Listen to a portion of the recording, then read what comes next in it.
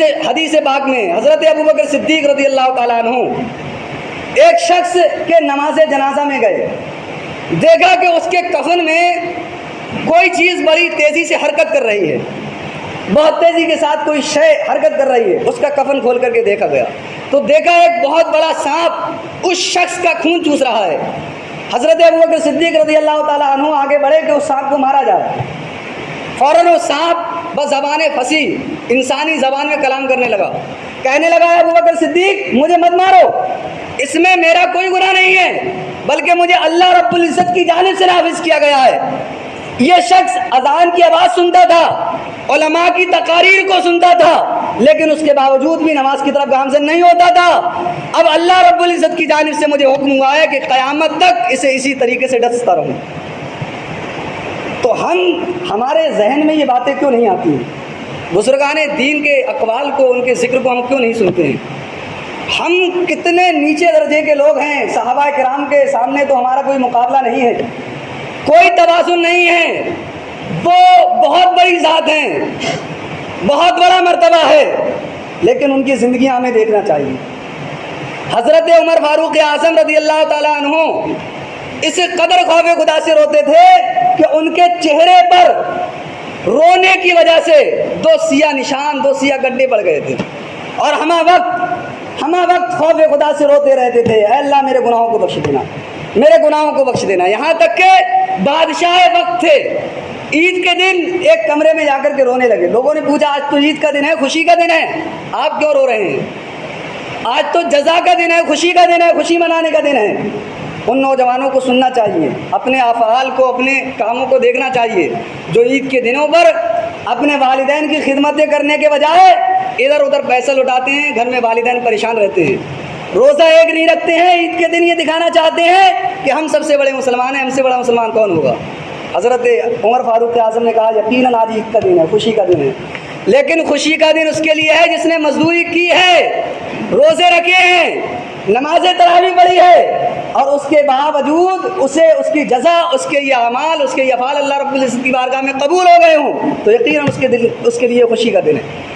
لیکن میں یہ ڈرتا ہوں کہیں میرے اعمال اللہ رب العزت کی بارگاہ میں رد نہ کر دیے جائیں، مجھے یہ خوف ہے، اس وجہ سے اللہ رب العزت کی بارگاہ میں رو رہا ہوں، گڑ گڑا رہا ہوں۔ کون عمر فاروق اعظم تھے؟ یہ وہ تھے جو اصحاب عشرہ مبشرہ میں سے ہیں، جن کے بارے میں مالک جنت نے فرما دیا تھا عمر فاروق اعظم تم جنتی ہو، تم جنتی ہو، جنت کا مژدہ جسے دنیا میں حضور نبی کریم علیہ الصلوۃ والتسلیم سنا دیا۔ قیامت کے دن ایک حدیث پاک ہے، حدیث پاک کے بعد میں قیامت کا واقعہ۔ حضرت عائشہ صدیقہ رضی اللہ تعالی عنہا جو ہیں، آپ کے زانو اقدس پر اپنا سر مبارک رکھ کر کے حضور نبی کریم علیہ الصلوۃ والتسلیم آرام فرما رہے تھے۔ اچانک سے حضرت عائشہ صدیقہ رضی اللہ تعالی عنہا رونے لگی، آپ کے آنسو نکل کر کے حضور نبی کریم علیہ الصلوۃ والتسلیم کے رخ انور پر گرے۔ آپ نے کہا عائشہ کیوں رو رہی ہو؟ حضرت عائشہ نے کہا حضور قیامت کے احوال سوچ رہی تھی، ان کی دردناکیاں، ان کے عذاب دیکھ کر کے میری آنکھوں سے آنسو نکل پڑے۔ کون ہے یہ عائشہ صدیقہ؟ حضور نبی کریم علیہ الصلوۃ والتسلیم کی زوجہ ہیں، آپ کی بیوی ہیں، امہات المومنین ہیں۔ یہ اس قدر رویا کرتی تھیں۔ آپ نے کہا یا رسول اللہ علیہ الصلوۃ والتسلیم کہ قیامت کے دن کوئی کسی کو یاد نہیں کرے گا کیا؟ سب ایک دوسرے کو بھول جائیں گے؟ تو حضور نے کہا 3 مقامات ایسے ہوں گے، 3 مقامات ایسے ہوں گے جہاں کوئی شخص ایک دوسرے کو نہیں دیکھے گا، بلکہ صرف اسے یہ انتظار ہوگا کہ میرا معاملہ دوستی کے ساتھ میرے ہاتھ میں آ جائے۔ فرمایا پہلا، نامہ اعمال جب لوگ تلتے ہوں گے تو صرف اسے یہ لگتی ہوگی کہ میرا نامہ اعمال کسی طریقے سے صحیح نکل آئے، میری نیکیاں زیادہ ہو جائیں تاکہ میرا دخول جنت میں ہو جائے۔ فرمایا دوسرا، جب لوگوں کو نامہ اعمال ان کے ہاتھوں میں دیے جاتے ہوں گے، جب دوزخیوں کو ان کے نامہ اعمال ان کے بائیں ہاتھ میں دیے جاتے ہوں گے، اور جنتیوں کو ان کے نامہ اعمال ان کے سیدھے ہاتھ میں۔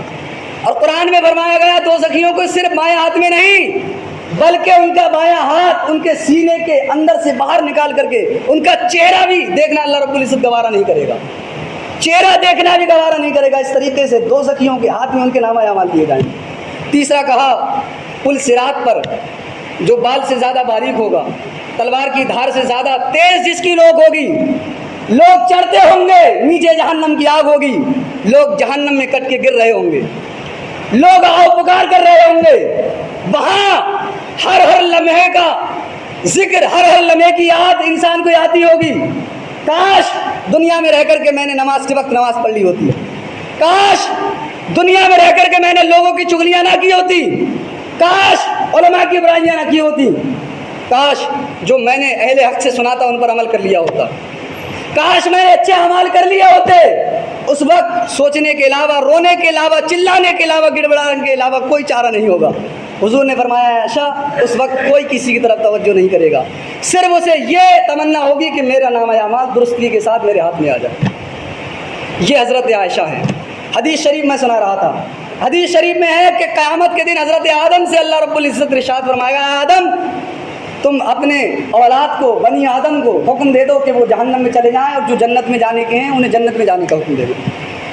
हज़रत आदम अलैहिस्सलातु व तस्लीम अर्ज़ करेंगे, अल्लाह कितने लोगों को जहन्नम में जाने का हुक्म दिया जाए? तो अल्लाह रब्बुल इज़्ज़त इरशाद फरमाएगा, 1000 में से 999 को जहन्नम में भेज दो और एक शख्स को जन्नत में डाल दो। बहुत सख्त मंजिल होगी, एक एक मिनट का हिसाब व किताब लिया जाएगा। और ये नहीं वहाँ पर कोई चालाकी दिखा सके, बल्कि इंसान के खुद आज़ा उसके खिलाफ गवाही देंगे। हाथ से गुनाह किया है तो हाथ उसके खिलाफ गवाही देगा, मुंह से गुनाह किया है तो मुंह उसके खिलाफ गवाही देगा। हम किस राह पर हैं? हमारी मस्जिद सूनी क्यों है? हम औलिया किराम के, बुजुर्गान दीन के, सहाबा किराम के अक़वाल को नहीं सुनते, उनके ज़िक्र को नहीं सुनते। आखिरी बात सुनिए, हुज़ूर नबी करीम अलैहिस्सलातु व तस्लीम एक रास्ते से गुज़र करके जा रहे थे, एक रास्ते से गुजर करके जा रहे थे। चंद नौजवानों को आपने खड़े हुए देखा कि ठट्टा मार करके हंसी के साथ बातें कर रहे हैं, जैसा कि आजकल लोग करते हैं।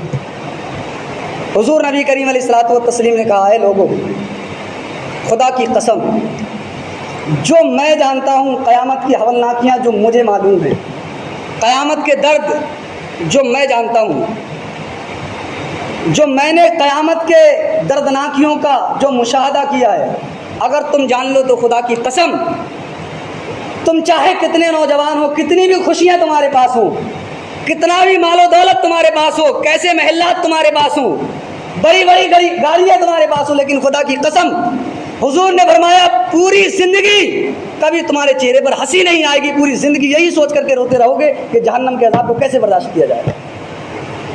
मैं ये अपनी ज़बान से ये बात नहीं कह रहा हूँ, बल्कि ख़ुद मैंने मुकाशिफ़तुल क़ुलूब में अल्लामा ग़ज़्ज़ाली की किताब में पढ़ा है, वो बुज़ुर्ग जिन्होंने 1000 साल पहले ये किताब तस्नीफ़ की। सबसे बड़ी गफलत ये है, इंसान भूला पड़ा है। हमारी मस्जिदें सूनी पड़ी हैं और अपने कामों में मशगूल है, और मैंने देखा है कामों में जितना मशगूल है उससे ज़्यादा परेशान है, उससे ज़्यादा परेशान है। किसी को ये कहते नहीं सुना बहुत बेहतर है, बहुत अच्छा काम चल रहा है। मैंने हर तरीके के लोगों से जब पूछता हूँ खैरियत है, काम कैसा चल रहा है, अपना दुखड़ा लेकर के बैठ जाता है। कुरान में अल्लाह रब्बुल इज़्ज़त ने इरशाद फरमाया, इन आयत करीमा मुझे ध्यान नहीं आ रही है, अल्लाह रब्बुल इज़्ज़त जो है, अल्लाह के ज़िक्र से दिलों को चैन सुकून मिलता है। अला बिज़िक्रिल्लाहि तत्मइन्नुल क़ुलूब। सिर्फ पैसा आ जाना, दौलत आ जाना और उसके साथ आप ये सोचें कि सुकून आ जाए, ये ज़रूरी नहीं है। और ऐसा पैसा, ऐसी दौलत बेकार है जो सामने रखी हो लेकिन टेंशन इतनी ज़्यादा हो खाना खाया ना जाए। वो मुर्गा और वो बकरा बेकार है जो सामने रोस्टेड बना हुआ रखा है, तरह तरह की ग़िज़ाएँ रखी हैं, लेकिन टेंशन ऐसी है कि वो खाया नहीं जा सकता। उससे बढ़िया वो चटनी है जो सुकून के साथ खाई जाए, भाई बहन बच्चे तमाम लोग खुशी के साथ आपस में बैठ कर के रहें। तो सुकून तलाश करते हो तो अल्लाह की तरफ रुजू करो, उलमाए किराम के बयानात को सुनो, उन पर कुछ अमल करो।